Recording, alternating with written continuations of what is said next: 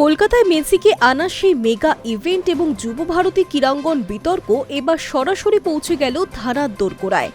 রাজ্যের প্রাক্তন ক্রীড়ামন্ত্রী তথা প্রবীণ তৃণমূল নেতা অরূপ বিশ্বাসকে সমন পাঠালো বিধাননগর দক্ষিণ থানা। আগামী 5ই জুন তাকে সশরীরে থানায় হাজিরা দিতে বলা হয়েছে।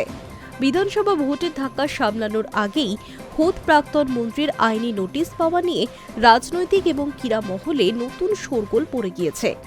যুব ভারতী ক্রীড়াঙ্গনে গত বছরের বহুল আলোচিত মেসি অনুষ্ঠানকে ঘিরে বিতর্কে নতুন মোড়। অনুষ্ঠানের আয়োজক শতদ্রু দত্তের অভিযোগের ভিত্তিতে রাজ্যের প্রাক্তন ক্রীড়ামন্ত্রী অরূপ বিশ্বাসের বিরুদ্ধে বিধাননগর দক্ষিণ থানায় দায়ের হয়েছে মামলা। এই ঘটনাকে ঘিরে রাজনৈতিক এবং ক্রীড়া মহলে ব্যাপক চর্চা শুরু হয়েছে। সামাজিক মাধ্যমে মামলার নথির অনুলিপি প্রকাশ করে শতদ্রু লিখেছেন সত্যের জয়। পাশাপাশি বর্তমান মুখ্যমন্ত্রী শুভেন্দু অধিকারী, ক্রীড়ামন্ত্রী নিশীথ প্রামাণিক এবং রাজ্য পুলিশের মহাপরিচালককে ধন্যবাদও জানিয়েছেন তিনি। প্রখ্যাত ক্রীড়া সংগঠক তথা সেই ইভেন্টের মূল উদ্যোক্তা শতদ্রু দত্ত স্পষ্ট জানিয়ে দেন, প্রাক্তন ক্রীড়ামন্ত্রী অরূপ বিশ্বাসের বিরুদ্ধে এবার তিনি 100 কোটি টাকার আর্থিক ক্ষতিপূরণ, ব্যবসায়িক ক্ষতি এবং মানহানি দেওয়ানি মামলা দায়ের করতে চলেছেন।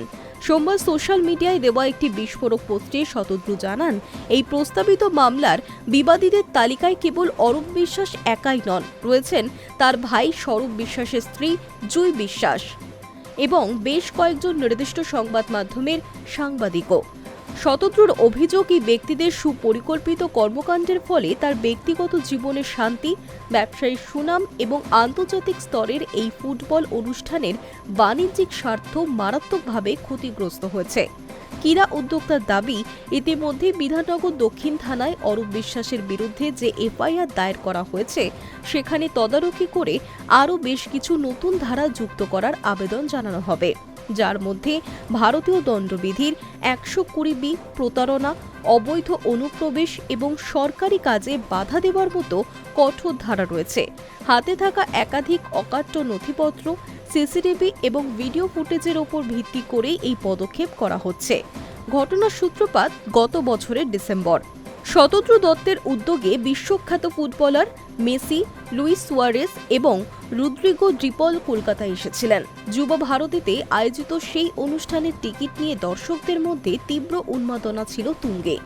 অভিযোগ, বিপুল চাহিদার সুযোগে কালোবাজারিতেও টিকিট বিক্রি হয়েছিল, কিন্তু অনুষ্ঠান চলাকালীন চরম বিশৃঙ্খলা হয়।